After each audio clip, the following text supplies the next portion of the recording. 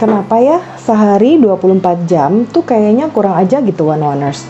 Banyak banget yang perlu kita kerjain, ada kerjaan kantor, tugas-tugas di rumah, kok nggak ada habis-habisnya. Dan kian hari tuh kian numpuk aja gitu loh. Salahnya di mana sih? Boleh nggak ya kita request sehari ditambahin jamnya?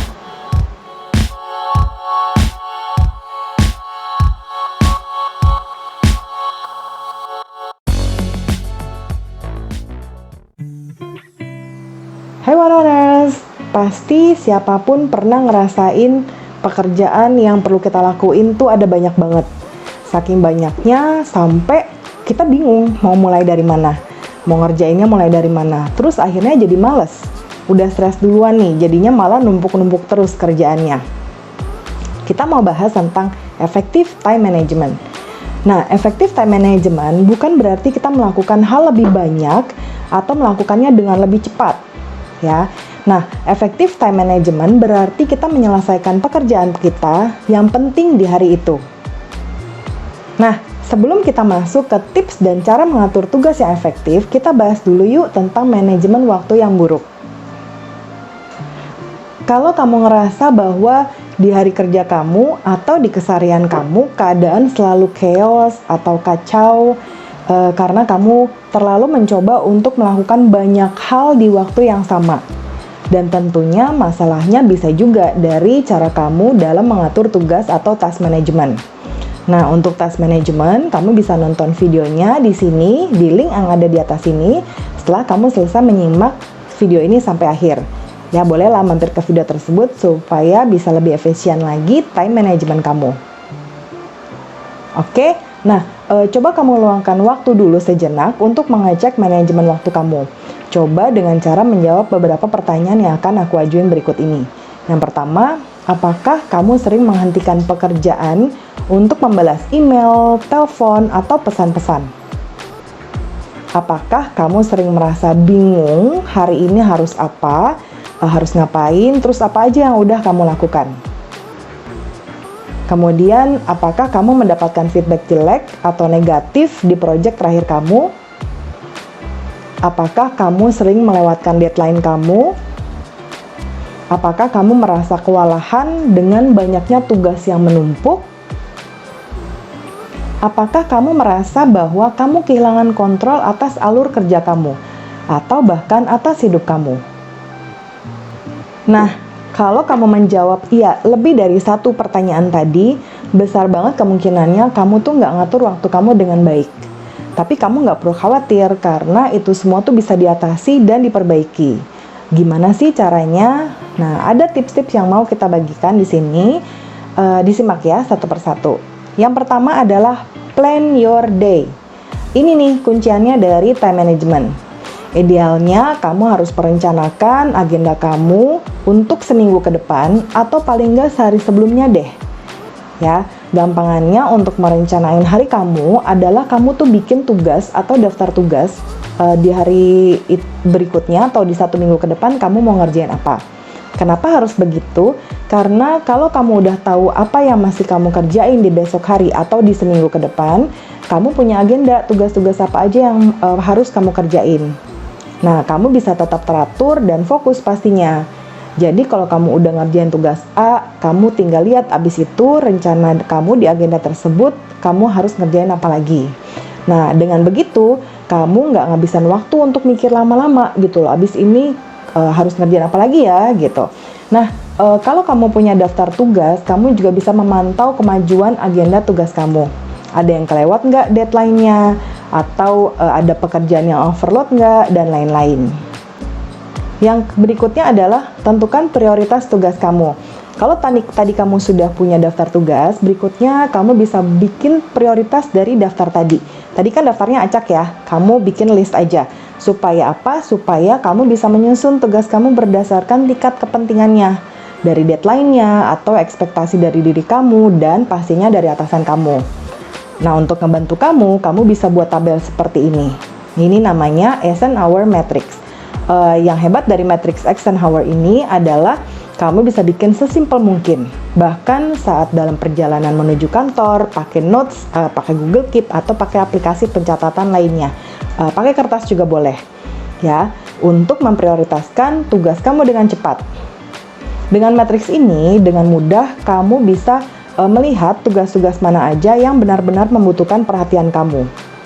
Sehingga kamu bisa fokus pada tugas yang paling penting dan paling mendesak terlebih dahulu.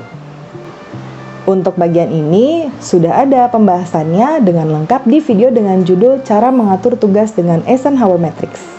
Oke, disimak juga di link ini ya, one-oners. Berikutnya adalah fokus pada satu tugas. Ya, nah sebenarnya emang sih sekarang kita tuh hidup di era atau di zaman dimana multitasking itu suatu keharusan. Ya, emang betul. Tapi jangan salah, one-oners. Walaupun multitasking banyak dipuji oleh orang lain, atasan kamu, tapi itu sebenarnya itu akan sangat merugikan kamu. Kenapa? Karena melakukan beberapa pekerjaan atau tugas sekaligus itu justru nggak efektif dan nggak efisien. Ya, alasannya adalah gini, otak kita membutuhkan waktu untuk beralih dari tugas satu ke tugas lainnya. Jadi ketika kita melakukan terlalu banyak hal, otak kita perlu jeda untuk beralih ke fokus berikutnya. Makanya kita jadinya nggak seproduktif yang kita pengen gitu. Nah, dengan multitasking tadi. Nah, untuk mencoba melakukan terlalu banyak hal, itu juga bisa menciptakan jeda waktu, ya. Padahal kita pengennya produktif, tapi ekspektasi itu nggak bisa menjadi kenyataan, ya. Jadi kita harus fokus dulu di satu tugas, selesain dulu, baru setelah itu kita beralih ke tugas lain. Nah, jangan lupa untuk memberikan jeda waktu untuk istirahat di antara tugas-tugas tadi sekitar mungkin 5 menit cukup, supaya otak kita bisa istirahat dulu sebelum kembali fokus lagi, terus siap ke tugas berikutnya. Nah, tipsnya adalah kamu harus melakukan tugas ini secara selesai, jangan setengah-setengah. Misalnya kamu lagi bikin report, terus kamu cek email, tulis balasan. Nah, ini adalah contoh manajemen waktu yang buruk. Ya, apalagi kalau ternyata balasan email itu butuh kamu cari data dulu, cari apa, harus hubungin siapa, dan lain-lain. Pada akhirnya dua tugas yang lagi kamu kerjain tadi, tuh dua-duanya nggak akan selesai karena fokus kamu tuh kebagi ke sini dan ke sini. Ya, nah jangan sampai hal ini bikin kamu jadi terjebak. Ya, berikutnya, hindari penundaan atau procrastination.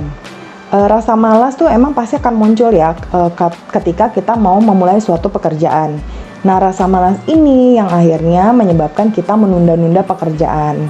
Ingat, time is money ya, one-oners. Kalau kamu menunda-nunda terus, otomatis tuh daftar tugas kamu yang lain juga pasti akan ketunda. Ya, turun semuanya, buyar semuanya. Ya, jadinya ambiar. Berikutnya adalah hindari interupsi ya, atau gangguan. Nah, interupsi itu biasanya muncul dari banyak hal. Misalnya dari email, telepon masuk, temen yang datang nyamperin kamu ke meja kamu, atau mungkin percakapan-percakapan yang nggak penting gitu ya. Termasuk juga chat yang masuk di handphone kamu.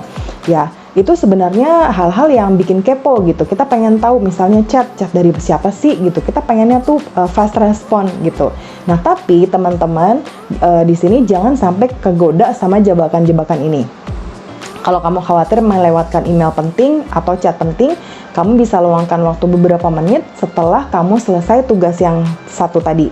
Ya, nah sebelum kamu lanjut ke tugas berikutnya, baru kamu bisa luangkan waktu untuk fokus balas chat, balas email, dan lainnya.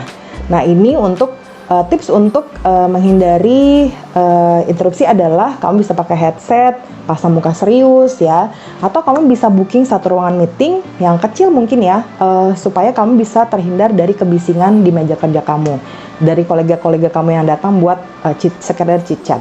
Dan jangan lupa juga notifikasi handphone kamu dibikin getar atau boleh di silent supaya tidak menambah interupsi kamu. Yang berikutnya, buat timeline kamu sesingkat mungkin. Nah, kalau kita mau buat timeline, kita bikinnya tuh dengan mengukur penyelesaian tugas kita biasanya dengan santai, ya. Nah, biasanya dengan begitu pun pasti tugas-tugas kita tetap akan molor. Jadi sebaiknya kamu tetapkan timeline kamu dengan singkat. Misalnya untuk ngerjain report kamu biasanya butuh waktu 4 jam. Nah, kamu bikin jadi 3,5 jam atau 3 jam supaya kamu bisa termotivasi nih, waduh gue harus nyelesain nih dengan tepat waktu. Ya, atau bahkan lebih cepat dari itu. Kemudian, jangan lupa untuk kasih jeda waktu ya untuk istirahat sebelum beralih ke tugas lain. Nah, untuk menetapkan timeline kamu juga bisa pakai aplikasi time management yang bisa kamu temukan di handphone kamu.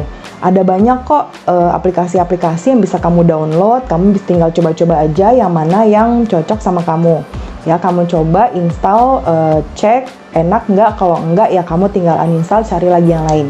Di situ kamu bisa setting alarm untuk timeline kamu ketika udah deket deadline-nya. Jadi, kamu bisa membuat daftar tugas dan prioritas kamu itu dimasukin ke aplikasi tersebut. Berikutnya, belajar untuk mengatakan tidak. Ini yang susah. Pahami batasan-batasan kamu nih, jumlah tugas kamu di 1 hari atau 1 minggu, kamu harus tahu supaya nggak numpuk. Nah, ketika ada tambahan tugas, itu semua akan membuat deadline kamu tuh nggak tepat waktu, ya. Bikin kerjaan kamu jadi overload, terus kamu bisa jadi kamu jadinya nggak bisa mengatakan tidak. Nah, kamu harus berani mengatakan tidak, atau paling nggak kamu negosiasikan dulu deh. Ya, misalnya, bisa nggak kita arrange ulang waktu untuk timeline tugas tersebut, atau tugas lain yang mungkin harus kita beritahu bahwa timelinenya pasti akan mundur. Ya, supaya apa? Supaya ketika kita mengerjakan tugas yang baru, kita bisa mengesampingkan timeline yang tersebut. Jadi kita bikin adjustment. Nah, ketika memang tugas kamu sudah penuh, terus nggak ada slot lagi, gitu ya, one-oners, jangan berbohong dengan membuat diri kamu terlihat sangat sibuk. Ya, itu kalau kamu emang benar-benar sibuk. Tapi kalau misalnya memang tugas kamu nggak banyak, tapi kamu bikin diri kamu sibuk sendiri, gitu. Nah, itu juga jangan. Karena ini akan berimbas juga ke performance kamu dan kredibilitas kamu. Lanjut, review tugas kamu di akhir hari. Dengan nge-review tugas kamu di akhir hari, ini akan bikin kamu belajar dari kesalahan yang ada. Jadi, misalnya kalau ada timeline yang nggak tepat waktu, tugas-tugas yang terbengkalai, kamu bisa temukan jawabannya ketika kamu nge-review. Dan kamu bisa menghindari kesalahan itu dilakukan lagi di besok harinya. Kalau kamu udah mengikuti timeline dengan baik, kamu bisa memotivasi diri kamu lagi untuk lebih baik lagi di besok harinya. Kemudian yang terakhir, nobody's perfect. Jadi jangan coba-coba untuk menjadi sempurna, karena ketika kita nggak bisa sesuai dengan harapan kita untuk sempurna, maka itu bisa bikin kita jadi terpuruk. Kita jadi berleha-leha untuk merasa bersalah sama diri kita sendiri. Cukup berjanji sama diri kamu sendiri untuk menjadi lebih baik lagi besok, ya. Tetap termotivasi dan hindari hal-hal yang bisa bikin time management kamu jadinya ambiar, ya. Bangkit, terus kamu harus lakukan yang lebih baik lagi. Oke, one-oners? Baiklah, one-oners, itu tadi tips-tips time management yang bisa bikin kamu lebih produktif, ya. Jangan lupa diikutin, balik lagi ke slide-slide-nya tadi kalau kamu pengen tahu lagi lebih detail lagi.